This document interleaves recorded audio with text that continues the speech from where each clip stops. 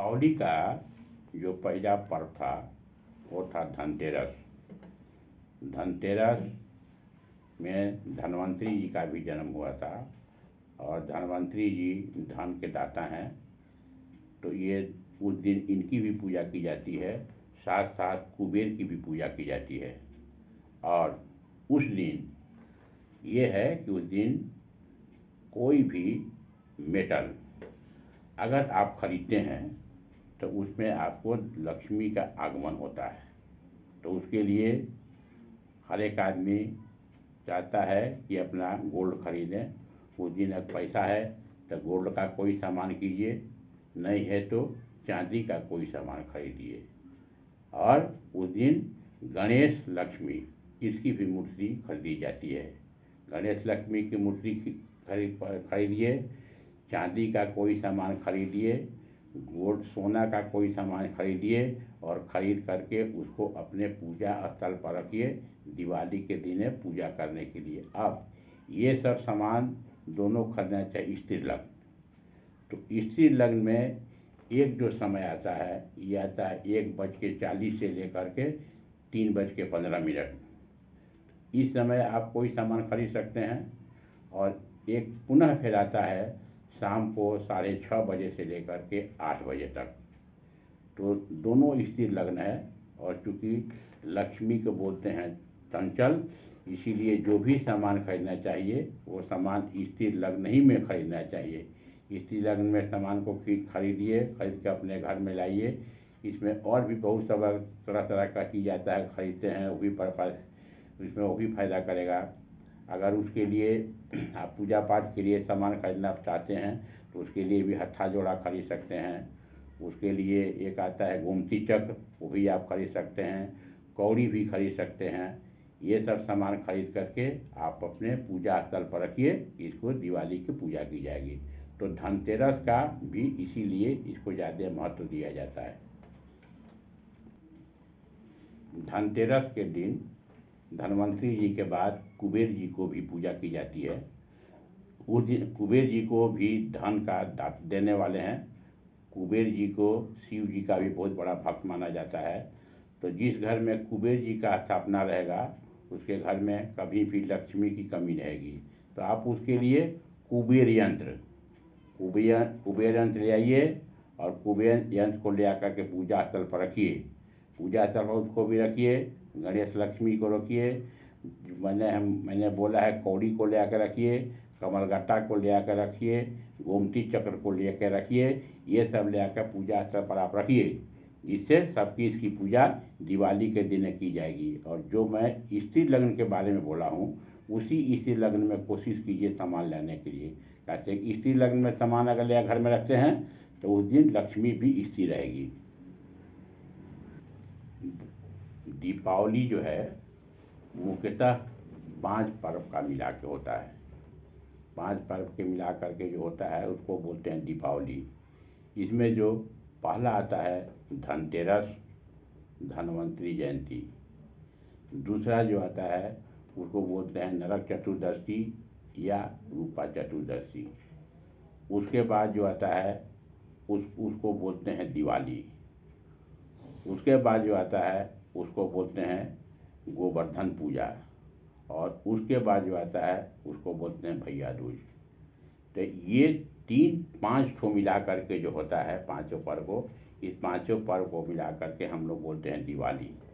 तो अब इसके बाद में मैं थोड़ा थोड़ा हर एक के बारे में बता रहा हूँ कि इसमें धनतेरस वाला या नरक चतुर्दशी वाला या दीपावली वाला या भैया दूज वाला या गोवर्धन, सबका मैं धीरे थोड़ा थोड़ा बता रहा हूँ कि इसके कैसे कैसे थोड़ा बहुत करना चाहिए उसके बारे में।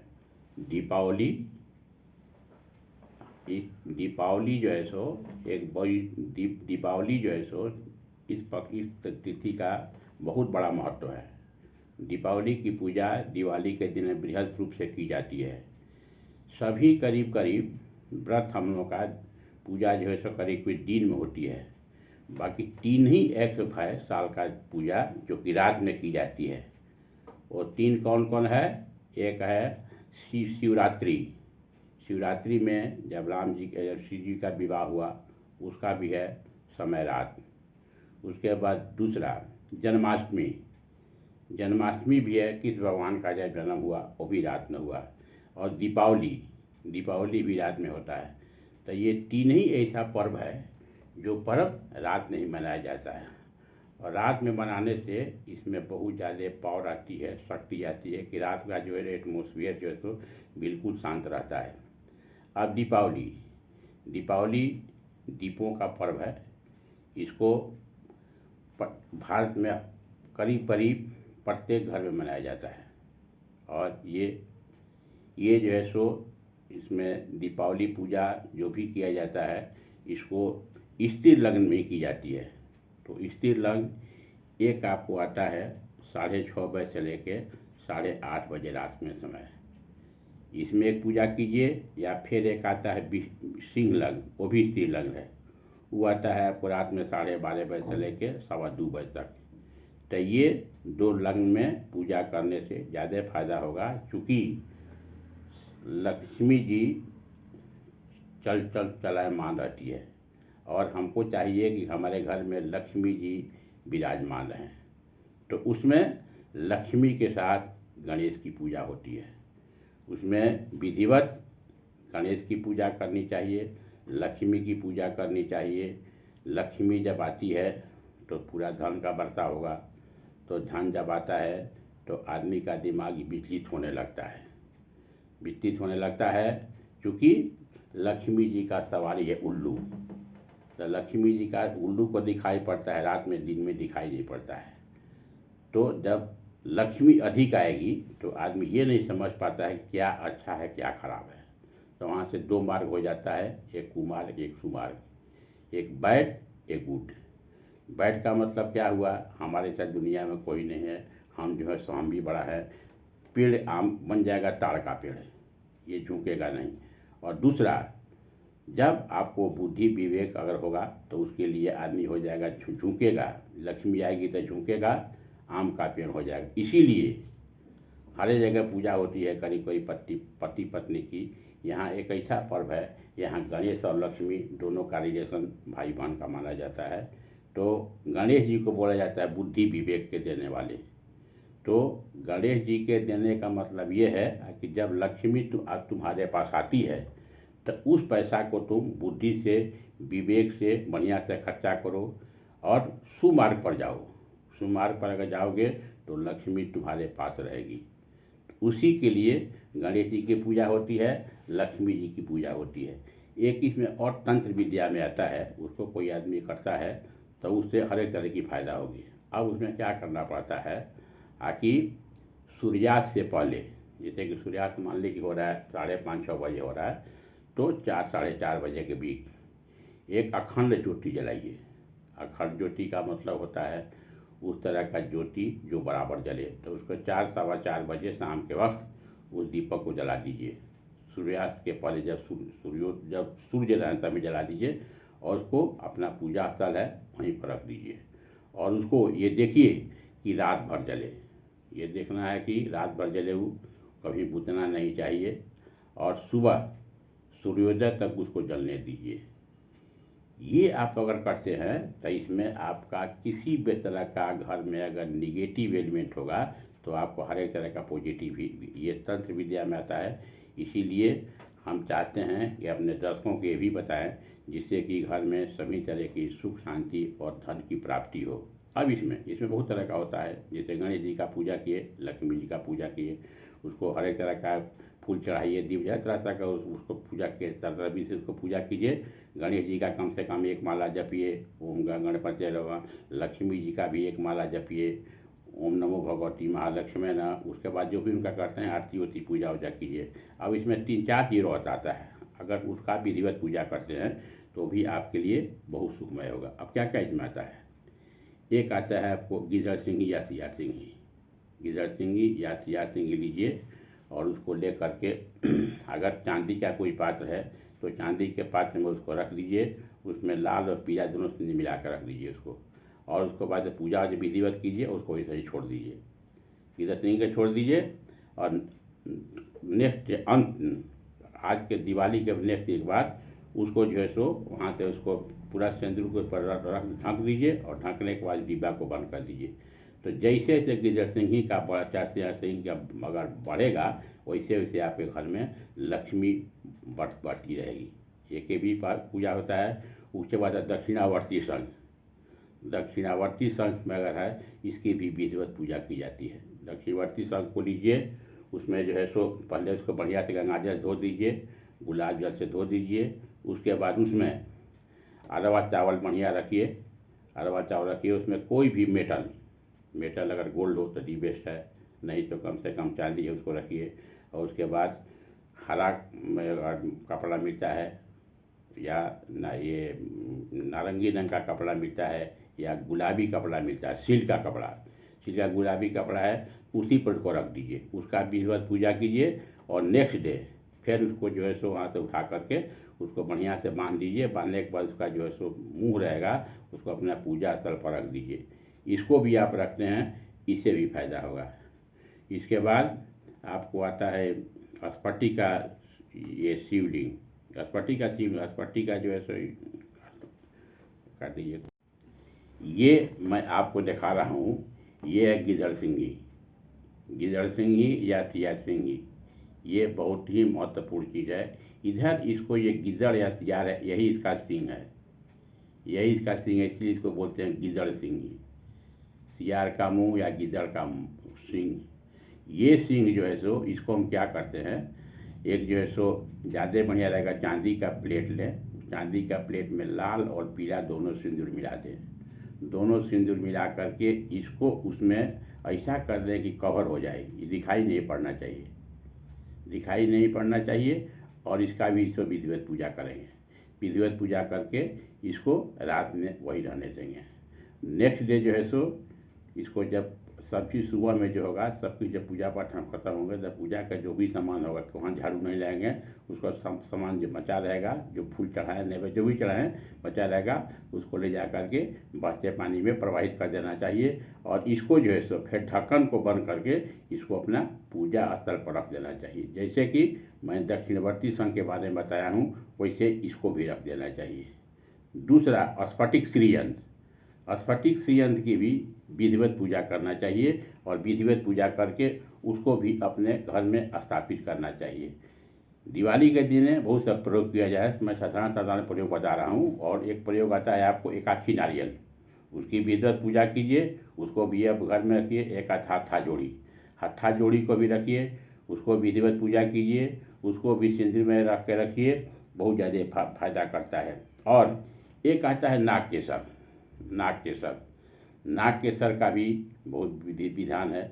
इसको भी बढ़िया से रखते हैं तो हमारे घर में लक्ष्मी रहेगी। अब नाग केसर के लिए क्या है, नाग केसर का जो है सो नवग्रह बोलते हुए 9 दाना लीजिए। जैसे कि सूर्य का नाम बोलिए, चंद्रमा का नाम बोलिए, मंगल का नाम बोलिए, बुध का नाम बोलिए, बृहस्पति का नाम बोलिए, शुक्र का नाम बोलिए, शनि का नाम बोलिए, राहु का नाम बोलिए, केतु का नाम बोलिए। अगर जानते हैं तो इसका मंत्र का बोलिए। उसके बाद गणेश को बोलिए, लक्ष्मी को बोलिए, कुबेर जी को बोलिए। ये सब बोल करके आप उसको भी चांदी का एक डिब्बा देखिए, चांदी के डिब्बा में मध डाल दीजिए और मध के डाल करके उसमें एक एक ठो जो हर एक देवता का नाम लिखो डालते रहिए और उसको ढक्कन को खोल कर रखिए। उसको भी रात में खोल कर रखिए और फिर सुबह में उसको ढक्कन को बंद कर दीजिए, उसको भी रखिए पूजा स्थल पर। क्योंकि मध डाला हुआ है, इसमें हो सकता है कि चींटी लगे, तो उसके लिए उसको जो है सो पानी वानी के पास में रखना चाहिए। ये भी 1 साल तक रखते हैं। ये अगर रखिएगा तो ये आपको फायदा होगा। तो ये सब चीज़ अगर आप पूजा करते हैं तो इसमें दिवाली के दिन हर एक तरह की फायदा होगी। और मैंने पहले जो बताया अखंड ज्योति वाला को जो इसको रात भर जलने दीजिए, सुबह जलने दीजिए। और उसके बाद जो उसमें जो दीपक रहेगा, वो दिया को जो बड़का चूल्हा दिया में अखंड ज्योति जलेगी, उस दिया को आप अपने बराबर अपने घर में रखिएगा। 1 साल तक आपके घर में रहना चाहिए। तो ये सब आप विधि आप करते हैं। उसके बाद फिर आरती करिए, सब जो विधि जैसे पंडित जी बताते हैं उसे कीजिए या आप नहीं कीजिए। अगर कुबेर यंत्र की पूजा की जाती है, कुबेर यंत्र की पूजा कीजिए। अगर आप व्यापारी वर्ग के हैं तो व्यापार विधि यंत्र का विधिवत पूजा कीजिए और उसको भी करके जो है सो आपका जो व्यापार रहता है वहाँ रखिए। कौड़ी कौड़ी भी लेकर के उसको ही पूजा की जाती है। कौड़ी को पूजा की जाती है, कमलगट्टा की पूजा की जाती है। कमलगट्टा भी लक्ष्मी जी को बहुत प्रिय है, तो कमलगट्टा का ही पूजा कीजिए, कौड़ी की पूजा कीजिए। और ये सब बढ़िया से पूजा करके जो बताया गया है पूजा करने का समय मैंने बताया था पहले भी, वृष लग्न की होनी चाहिए या स्त्री लग्न की होनी चाहिए। वृष लग्न जो है सो वृष लग्न को मैंने बताया है कि वृष लग्न का जो टाइम बताया है ये था 6:30 से करीब 8:15 के बीच में थी। तो जनरली आदमी इसी समय पूजा करते हैं। और वो जो है सो रात में 12:30 बजे के बाद 2 बजे तक था, वो जो है सो सिंह लग्न था। तो उस समय भी व्यापारी लोग करते हैं। तो किसी भी आप लग्न में बढ़िया से विधिवत से पूजा कीजिए, जैसे जैसे आप पूजा करते हैं करके रखिए। और सुबह ये ध्यान दीजिएगा कि जहाँ पूजा का पूजा जो भी किए हैं वहाँ झाड़ू नहीं लगना चाहिए। उसको बढ़िया से उठा लीजिए, सब सामान जो भी यहाँ पर जितना बचा हुआ फूल पत्ती जो भी है उठा लीजिए और ले जा करके उसको बहते पानी में प्रवाहित कीजिए। और वहाँ पर बोल देना है, उसका जो फूल होगा उसको बढ़िया से जो आदर सब पानी में समर्पित कीजिए। उसको जो है सो गोड़ लाग लीजिए और उसको बोल दीजिए कि हे भगवान हमारे घर में सुख शांति प्रदान कीजिए, हे गणेश लक्ष्मी हमारे घर में सुख शांति कीजिए, और ये करके चलाइए। तो ये अगर बढ़िया से करते हैं तो आपके घर में लक्ष्मी सदैव रहेगी। दीपावली के बाद जो पर्व आती है ये आ जाती है शुक्ल पक्ष में। तो शुक्ल पक्ष में प्रतिपा के दिन, इस बार जैसे कि 5 तारीख को 5 नवंबर को जो है सो इसका जो है सो पूजा होगा। तो इसमें क्या होता है, इसमें गोवर्धन की पूजा होती है। गोवर्धन जो है सो पहाड़ है, हर एक आदमी को मालूम है, ये मथुरा में है। और इसके जो है सो गए थे श्री कृष्ण भगवान पूजा करने के लिए। तो इंद्रदेव एक ऐसे देव हैं जो बहुत जल्दी घमंड हो जाता है। तो ये चाहते थे कृष्ण भगवान का जो पूजा कर रहे हैं ये पूजा इसमें विघ्न पैदा करें। तो ये जो है सो इतना वर्षा करने लगे कि जितना गोपी लोग गया था, जितना आदमी गया था, सब आदमी भीगने लगा, पूरा वृष्टि करने लगे। कितना बोलने के बाद भी जब नहीं माने, तब जो है सो कृष्ण भगवान जो है सो अपना एक कानी उंगली पर उसको उठा दिए, पहाड़ को उठा दिए। और उसके बाद जितना जो पूजा वूजा करना था सब पूजा किया वो लोग। और पूजा करने के बाद तब जो सिंह भगवान को पूछा हुआ कि मैंने बहुत ही गलती किया है। उस दिन जो है सो ये बैल की ही पूजा होती है, उस दिन गोवर्धन भगवान की पूजा होती है और औरत लोग भी उस दिन पूजा करता है। तो गोवर्धन पूजा जो है सो शुक्ल पक्ष में प्रतिपदा को होता है। तो इसको भी विधिवत पूजा करनी चाहिए। इसके पूजा करने से कृष्ण भगवान पूरा खुश होते हैं और हर एक तरह का आपको आशीर्वाद देते हैं।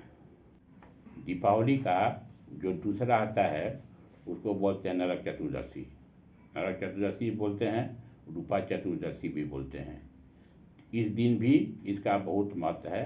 आदमी उस दिन यमराज निर्मित दीपक निकालता है और दीपक निकाल करके शाम के वक्त और अपने घर में पूरा घर में दिखा करके उसको जो है सो आपका जहाँ घर है उसके ले जा करके दक्षिण साइड में उस दीपक को ले जाकर रख दिया जाता है।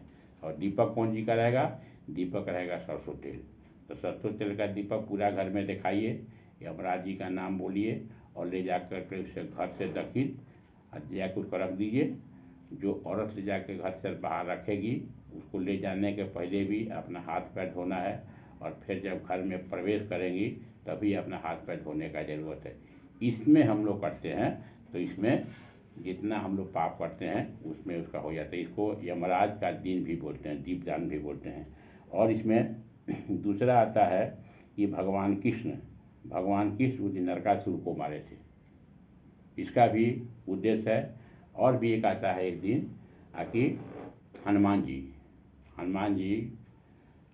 जी सीता जी से बोले कि कुछ हमको सामान दीजिए। तो सीता जी ने उनके लिए एक माला दिया।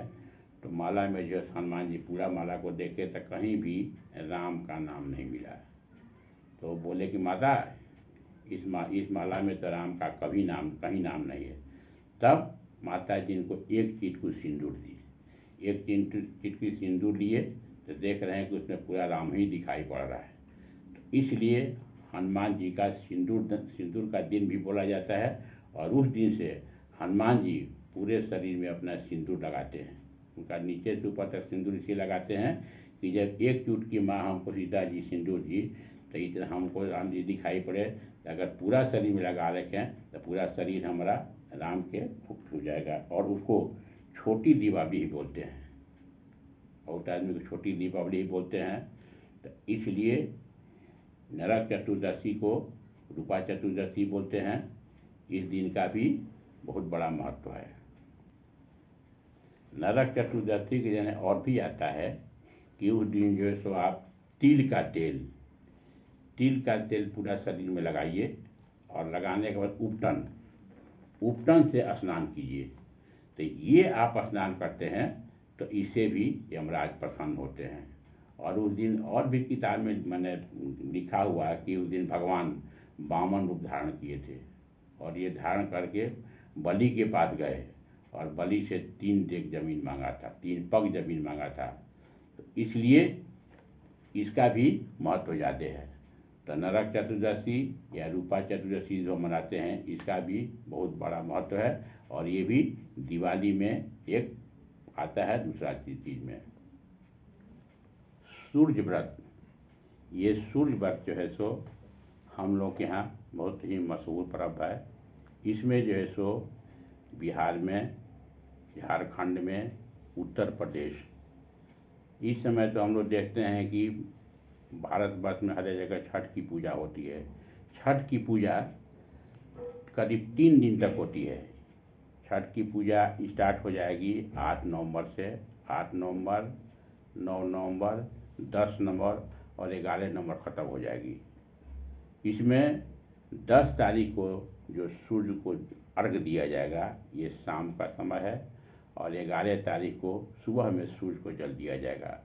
और 11 तारीख को सुबह में सूर्य के जल देने के बाद अपना औरत को इसका पारण करती है। सूर्य षष्ठी व्रत हम लोग के यहाँ बहुत महत्वपूर्ण पर्व है। इसमें जो है सो करने से संतान की प्राप्ति होती है। और ये जो कि सूर्य का व्रत है, सूर्य से भी जो है बहुत धन देने वाले हैं, बहुत शक्ति देने वाले हैं, बहुत पावर देने वाले हैं, आत्मबल को बढ़ाने वाले हैं। यहाँ तक कि रोग होगा, कष्ट होगा, उसको भी उससे भी इसको निजात मिलता है। तो इसीलिए इस पर्व का भी बहुत ज़्यादा महत्व है। इसके बाद 12 तारीख को गोपाष्टमी है। गोपाष्टमी कृष्ण भगवान उसी दिन से जो है सो इनकी माता जो है वैसे जाइए आप गौ की सेवा कीजिए, गौ चराने के लिए जाइए। उसके बाद 13 नवंबर को आंवला वाला है, आंवला नवमी है, अक्षय नवमी है, वो जो कुष्मांडा नवमी है। उसके बाद 15 तारीख को है प्रबोधिनी एकादशी, वैकुंठ एकादशी। और अंत का जो सबसे बड़ा पर्व आता है कार्तिक महीना का लास्ट अंतिम, ये अंतिम जो आता है इसको बोलते हैं हम लोग 19 तारीख को, ये है कार्तिक पूर्णिमा। कार्तिक पूर्णिमा कार्तिक मास का सबसे अंत का पर्व है। इस पर्व में आदमी जाके गंगा जी में स्नान करता है, सरयू जी में स्नान करता है। जिसका नहीं है वो कम से कम में तालाब में भी स्नान करता है, दान धर्म पूरा करता है, और गरीब आदमी को अन्न दान देता है, वस्त्र दान देता है। ये करने से इसमें बहुत फायदा से। उस दिन और भी एक बहुत बड़ा होता है, उस दिन जो हमारे से गुरु नानक देव जी का जन्मदिन भी है। तो एक कार्तिक पूर्णिमा के दिन एक पूजा पाठ करने वाला भी, दान धर्म देने वाला है, और गुरु नानक देव का भी जयंती है। इसलिए कार्तिक पूर्णिमा का बहुत बड़ा महत्व है। अब इसके बाद मैं बताऊंगा कि थोड़ा थोड़ा सभी के बारे में, आखिर दीपावली किसे बोलते हैं, और दीपावली में कैसा कैसा पर्व होता है, किस पर्व को बोलते हैं दिवाली। इसके बाद वाला मैं अपने दर्शकों को बताऊंगा।